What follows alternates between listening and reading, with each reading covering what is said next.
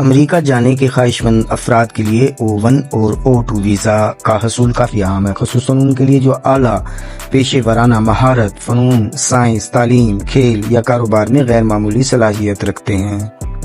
O1 اور O2 visa کی اہلیت، شرائط اور حصول کا طریقہ کار دیکھتے ہیں۔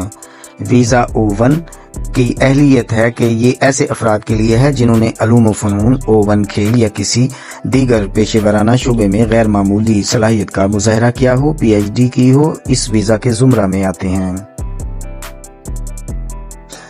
اگر آپ نے PhD کیا ہوا ہے، بہت سے تحقیقی مقالے لکھے ہیں یا کوئی اچھی کتاب تحریر کی ہے یا بلاگ، ویب سائٹ چلاتے ہیں، آپ تدریس سے منسلک ہیں اور بہت سے ایوارڈ جیت چکے ہیں یا میڈیا میں بہت سے انٹرویوز دے چکے ہیں تو O ویزا کے لیے ضرور اپلائی کیجئے۔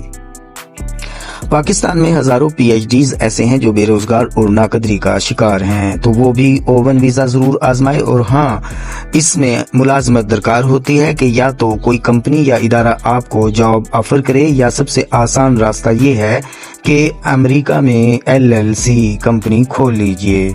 اس LLC کمپنی کو کیسے کھولا جائے، اس کی تفصیلات بھی YouTube پر ہی مل جائیں گی۔ اس کمپنی سے خود ہی کو ملازمت دیجئے، O1 ویزا لیجئے اور امریکہ میں چلے جائیے۔ PhD کے بعد آپ نے تحقیقی مقالے لکھے ہوں، یعنی خود کو اسکالر ثابت کرنا ضروری ہے، اور اس کے علاوہ JD اور MBBS کی ڈگریز بھی قبول ہو جاتی ہیں۔ اسی طرح بطور محقق اور ہیلتھ مینیجر آ کر بھی O1 ویزا کے لیے اپلائی کیا جا سکتا ہے۔